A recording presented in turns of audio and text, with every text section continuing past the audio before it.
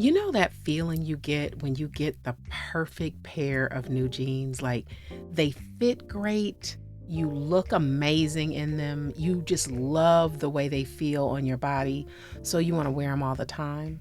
And you think, I love these jeans. I am always going to love these jeans. And then a couple of years, or maybe even a couple of months later, you don't even know where those jeans are. Well, I hate to break it to you, but that also happens in long term relationships. The edge fades, and in midlife, that shift can feel especially pronounced. Hey, lovers, this is Stacy, and welcome back to Sex in Real Life, where we have honest conversations about sex, intimacy, and relationships after 40. If you are tired of tips and tricks that don't address what's actually happening in your body and in your bed, you're in the right place. Today, we are talking about what happens when long term love loses its edge, when the excitement dims, when you love someone, but you're not exactly sure if you're in love with them anymore, and what that actually means for relationships beyond 40. So let's get into it. So, what am I even talking about when I say edge? In the simplest terms, I'm just talking about that initial zing that lights you up. You know, the excitement, the deep attraction, the magnetic pull toward each other. Maybe it feels like butterflies or anticipation. You know, you couldn't wait to see them. And the way that everything just felt heightened and alive when you were together. But here's what you may not know is a lot of that is just hormones. I mean, it sounds so unromantic, but it's true. It is literally hormones flooding your body. And when you're in the beginning stages of a relationship, your brain is experiencing a hormonal rush that makes you feel high. Like literally, it makes you feel high. So you're just having a chemical experience and it's beautiful. It's beautiful. It feels wonderful. It's intoxicating. And that's what makes you feel like you're falling in love. That's what makes it feel so fucking good. But here's the thing, hormones stable out. They do not last forever. And over time, it settles and your brain normalizes and that initial rush fades. If things go well, that feeling can turn into something else. It starts to feel steady and it starts to feel safe. It's the kind of feeling that makes you feel like, you can relax into it. It feels a lot like home, right? But steady and safe can also feel boring after a while. And when you add life changes on top of that, the kids are growing up, like your career settles, maybe you're retiring, there could be some health issues, aging parents, all of that stuff just it compounds it and it makes boring feel like a problem. And this is different than when we talked about monotony a few weeks ago. Because what we're talking about here is what happens in long term relationships over time. So it isn't just that you get used to each other, because you do, but then you become different people, right? You become different people. The person you are at 30 is not who you are at 45. And who you are at 45 is not who you are at 60. Your priorities change, your values evolve. The things that mattered to you 10 years ago, you might not even give a shit about that anymore. And the things that you didn't give a shit about might mean everything to you now. Like, maybe you wanted kids in the beginning, and now that you've had them and they're grown, you might not know what you want. Maybe you were focused on building a career, and now that ambition is either done because you're retiring or done because you just aren't driven to push yourself in that way anymore. Like a lot of things that we compromised on as younger people, we're not willing to compromise on in our older selves, right? You grow and you change, you become someone else, but so does your partner. So does your partner. And sometimes Sometimes these two new people just don't fit together the way that the older versions did. So, this is what people are often describing, and they just don't have the language for when they say stuff like, I'm falling out of love, or I love this person, but I'm not in love with them anymore. So they're not talking about the routine or being bored with sex.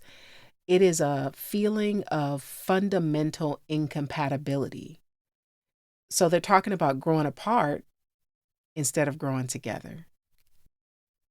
We change at every stage of life. You can grow apart at any age. So this isn't per se a midlife and over problem, because if you were in relationships in your 20s and 30s, you might have found the same thing.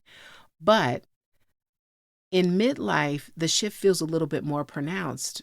It feels a little bit more urgent. Maybe it feels impossible to ignore. And I think that that's because there's so many other changes that are happening at the same time. After 40, you just stop tolerating bullshit, right? You're just less willing to perform. You're not interested in pretending that everything is fine. And you do not want to waste time on things that do not matter to you. So you're a little bit more protective of your energy, and honest. You're more honest about what you need. And maybe you are dealing with aging parents, and maybe you might be navigating some health issues. And maybe you've watched your kids leave and you are now wondering who you are without them.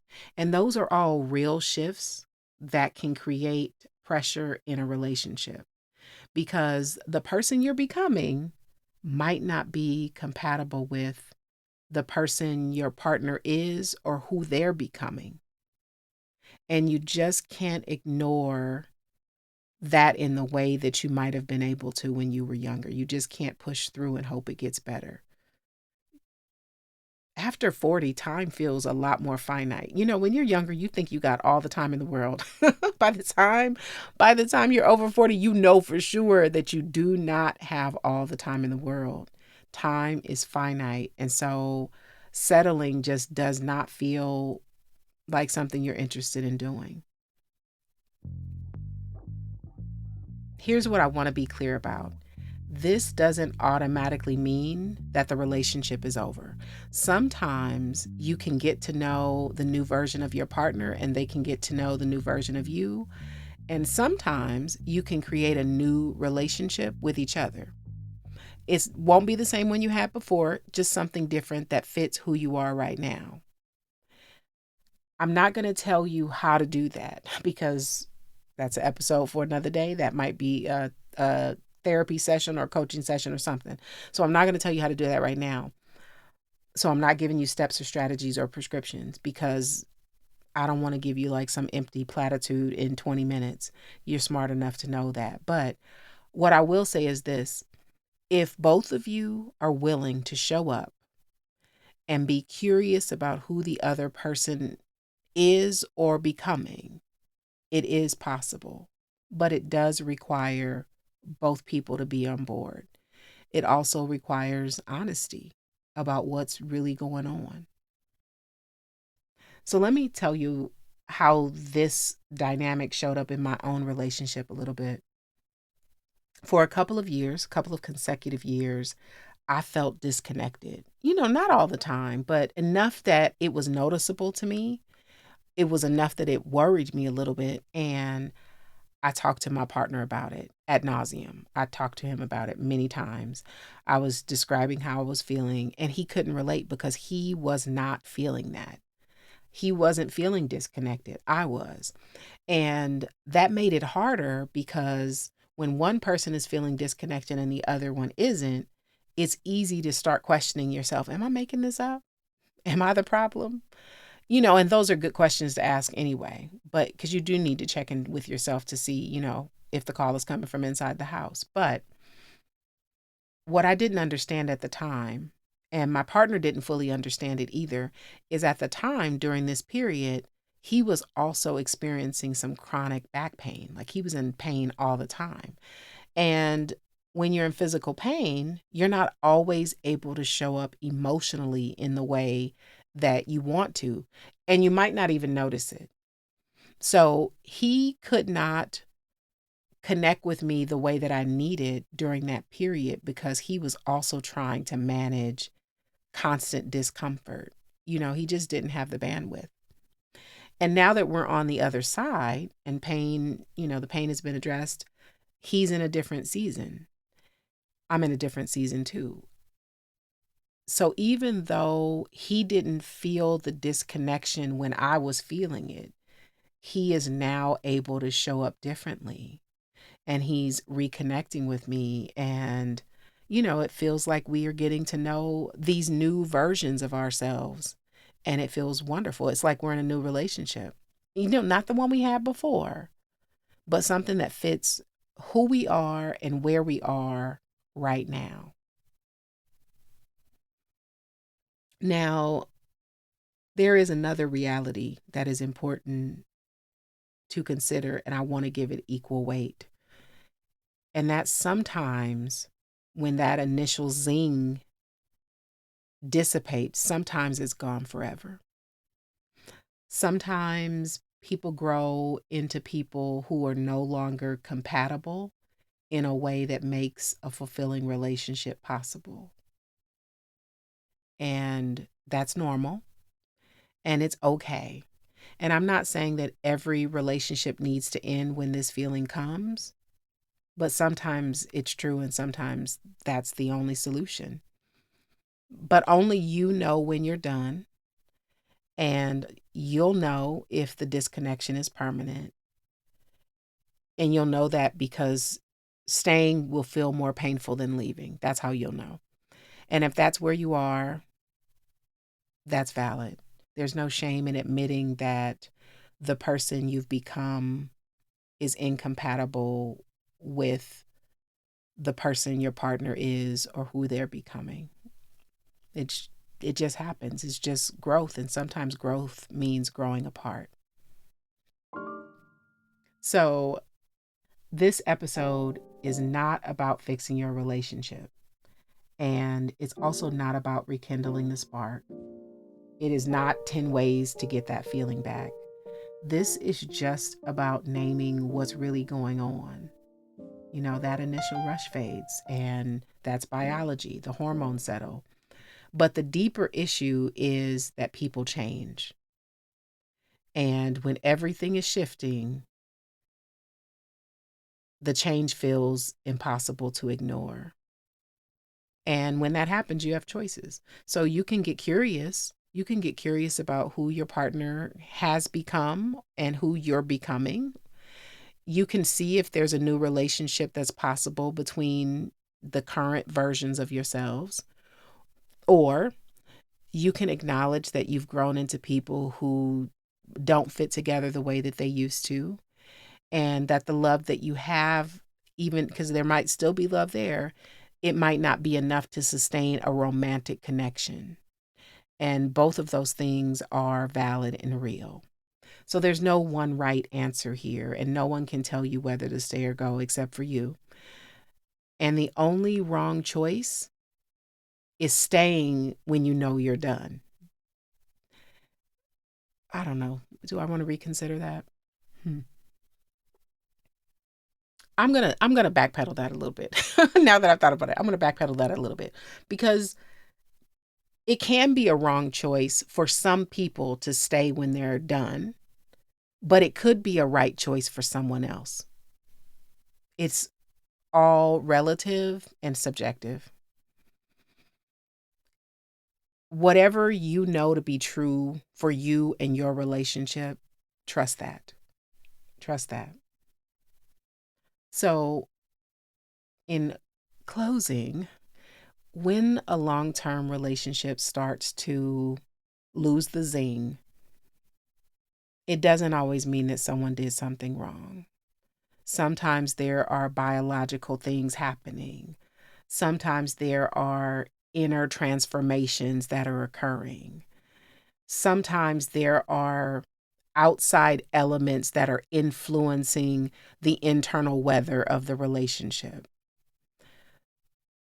So, if you look at your partner and wonder, is this still what I want? Are we still compatible? Can we create something new together? Sometimes the answer is yes. Sometimes the answer is yes. And you can get to know each other again, and something new and different can grow. And sometimes the answer is no. Sometimes sometimes there is no way to move forward together in a relational container. So there's no prescription, no formula, no right answer, just the reality that relationships change because people change. And sometimes the love you have isn't enough to bridge the gap between who you were and who you are. And that's life.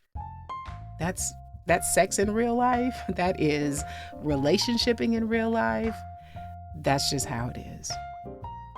So if this resonated with you, it would be great if you'd share this episode with a friend or post it on your socials.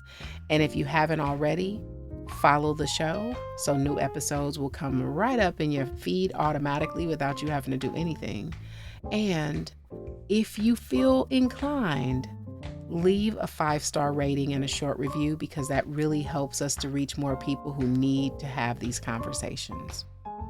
Next week, we are talking about how sex becomes a source of conflict in long-term relationships, because that's common. That's common. So I hope that you will be back here next week. I'll see you then. Ciao.